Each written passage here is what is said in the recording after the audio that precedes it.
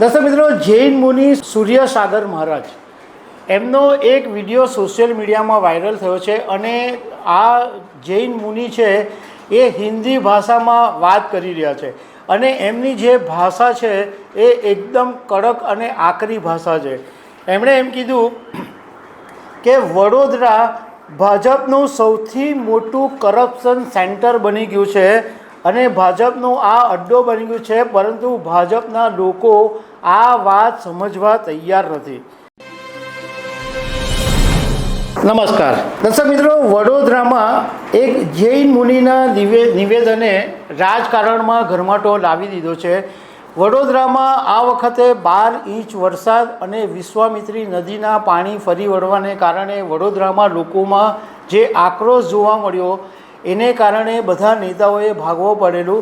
હવે આ જે જૈન મુનિ છે એમણે બી ભાજપના નેતાઓ પર આકરી ટિપ્પણી કરી છે, જેને કારણે અત્યારે રાજકારણમાં ચર્ચાનો વિષય બન્યો છે અને એમનો જે વિડીયો છે એ સોશિયલ મીડિયામાં વાયરલ થયો છે.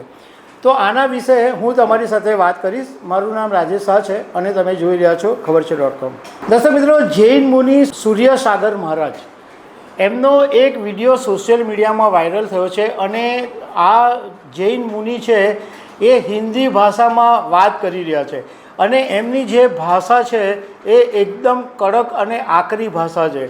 એમણે એમ કીધું કે વડોદરા ભાજપનું સૌથી મોટું કરપ્શન સેન્ટર બની ગયું છે અને ભાજપનું આ અડ્ડો બની ગયું છે, પરંતુ ભાજપના લોકો આ વાત સમજવા તૈયાર નથી. એમણે એમ કીધું કે વડોદરામાં જ્યારે પહેલાં 30થી 35 તળાવો હતા અને એની અંદર જ્યારે ચોમાસામાં વરસાદનું પાણી પડે તો એ પાણી સીધું આ બધા તળાવોની અંદર ચાલ્યું જતું હતું, પરંતુ આ 35 તળાવો હવે ક્યાં ગયા? એમણે એવો આક્ષેપ કર્યો છે કે વડોદરાના જે રાજકારણીઓ છે એમણે આ બિલ્ડરોને તળાવો ખવડાવી દીધા છે, એવી એમણે વાત કરી. સાથે સાથે એમણે વડોદરાના ભાજપ પ્રમુખ વિજય શાહની સામે પણ આરોપ લગાવ્યો છે. એમણે એમ કીધું કે આ વિજય શાહ જે પ્રમુખ છે એમણે ભાજપ માટે, હિન્દુ માટે, વડોદરા માટે શું કામ કર્યું? એમણે આવા જ લોકોને કારણે ભાજપનું પતન થઈ રહ્યું છે. સાથે સાથે એમણે એક એવી બી વાત કરી કે 2019માં ભાજપ સત્તા પર ફરી આવે એવું લાગતું નથી. સાથે સાથે આ જૈન મુનિએ એમ પણ કીધું કે ભાજપની સામે કોઈ પણ બોલે છે એને પરેશાન કરવામાં આવે છે, પરંતુ મને કોઈ વાતનો ડર નથી. જો મને પરેશાન કરવામાં આવશે તો હું કોઈને છોડીશ નહીં. એક દિવસ બધાએ મરવાનું જ છે, પરંતુ જો તમે મરશો તો તમને કીડા પડશે. આવી વાત પણ જૈન મુનિએ કરી છે. તમને એ જાણવામાં રસ પડશે કે આ દિગંબર જૈન મુનિ સૂર્યસાગર મહારાજ કોણ છે? તો એમનો હાલોલની અંદર એક બાસકા ગામ પાસે એમનો આશ્રમ આવેલો છે, પરંતુ તેઓ મૂળ મહારાષ્ટ્રના છે.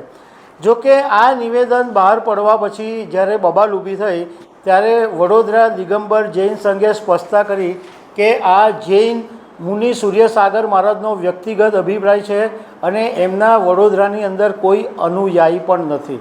મૂળ વાત એ છે કે વડોદરાની અંદર જે વિશ્વામિત્રી નદીના પાણી ફરી વળ્યા અને 12 ઇંચ જેટલો વરસાદ પડ્યો, તો આને કારણે લગભગ 3 દિવસ સુધી લોકોએ પૂરમાં ફસાઈ રહેવું પડ્યું અને ઘણી બધી જગ્યાએ તો કમર સુધીના પાણી 8-8 ફૂટ જેટલા પાણી ઘણી બધી જગ્યાએ ભરાઈ ગયા હતા. એટલે વડોદરાના લોકોની અંદર તો એક આક્રોશ હતો જ. અને જ્યારે ભાજપના નેતાઓ, મેયર, ધારાસભ્ય, ભાજપ પ્રમુખ જે બી બધા આ અસરગ્રસ્ત લોકોને મળવા ગયા ત્યારે એમના ગુસ્સાનો એમણે સામનો કરવો પડ્યો. જૈન મુનિ છે એમનો વિડીયો મેં સાંભળ્યો, તો એ સાંભળ્યા પછી એવું લાગ્યું કે એક જૈન મુનિ તરીકે એમની જે ભાષા હતી પહેલાં તો એ બરાબર નહોતી. બીજું કે એ જે પણ કંઈક બોલી રહ્યા હતા એક સ્ક્રિપ્ટેડ હોય એવું લાગતું હતું, કોઈએ એમને કંઈક બોલાવ્યા હોય એવું લાગતું હતું. કારણ કે એમણે જ્યારે એવું કીધું કે આ વિજય શાહ, પછી વિચારવા માંડ્યા અરે આ વડોદરાના પ્રમુખ કોણ? હા, વિજય શાહ. એવું વિચારવા માંડ્યા કે આ વિજય શાહે શું કર્યું, વડોદરા માટે શું કર્યું, ભાજપ માટે શું કર્યું, હિન્દુઓ માટે શું કર્યું, આવી બધી એમણે વાતો કરી. એ સિવાય બી એમણે હવે એમ કીધું કે હું ડરતો નથી, તમે બી એક દિવસ મરવાના છો, પણ તમે મરશો ત્યારે કીડા પડશો. આવી એક જૈન મુનિને ભાષા શોભતી નથી. અને એમનું જે પ્રમાણેનું એમનું જે વક્તવ્ય છે, એમની જે સ્પીચ છે, એવું એના પરથી બિલકુલ એવું લાગતું નથી કે એમણે કોઈ અભ્યાસ કરીને કે એ કોઈ ખરેખર વાત બોલી રહ્યા છે. આ બધી વાત તો મીડિયાએ બી ઓલરેડી કહી દીધી છે, લોકો બી જાણે જ છે. અને ભાજપ 2029માં આવશે નહીં આવશે એવું પ્રિડિક્શન કરવાનું કામ પણ જૈન મુનિનું નથી. તો દર્શક મિત્રો, આવી અનેક વાતો સાથે અમે તમને મળતા રહીશું. Thank you very much.